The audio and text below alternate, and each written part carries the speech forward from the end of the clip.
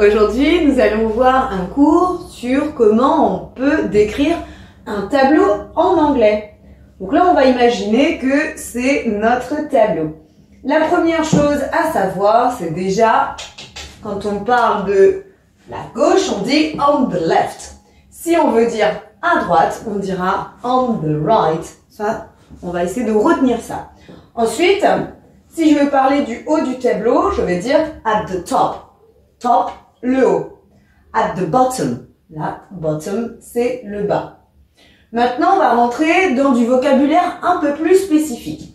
Si je veux parler du centre du tableau, je dirais in the middle. Maintenant, si je veux parler ici du coin supérieur gauche, en gros, en haut à gauche, alors je devrais dire in the top left hand corner. Donc là, j'ai bien top pour le haut, left, j'ai bien indexé la gauche, left hand, ici du coup c'est pour parler du coin, left hand corner, c'est vraiment ici on va parler du coin supérieur gauche.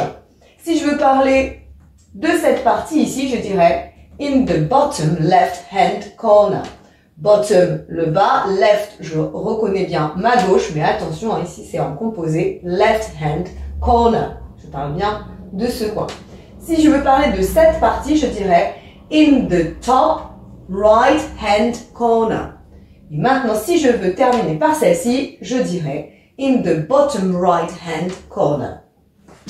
Pour terminer, si on veut parler de ce qu'il y a en arrière-plan, alors on dira in the background.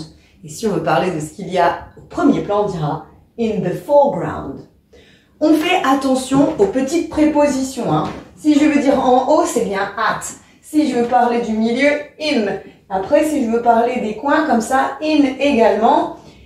Si je veux parler de l'arrière-plan ou du premier plan, in. Et si je veux juste dire à gauche ou à droite, on the left, on the right. Let's practice now.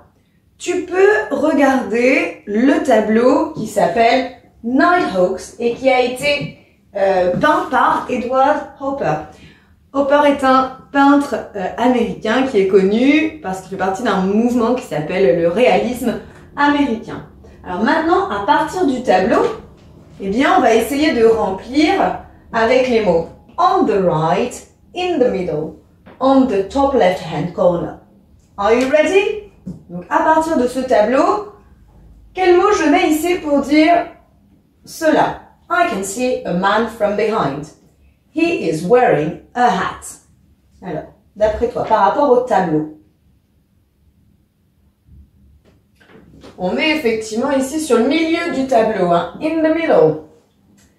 La deuxième, there is a couple and a waiter.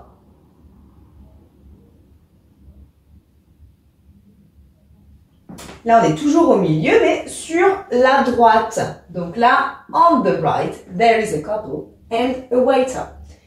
Et enfin, I can see a building. Il n'en reste qu'un. Mais là, on voit bien que je suis dans le coin supérieur gauche. On the top left-hand corner. Hop là. I hope it's easy for you now. See you later. Bye. Maintenant que tu as tout compris, entraîne-toi en faisant les exercices ci-dessous.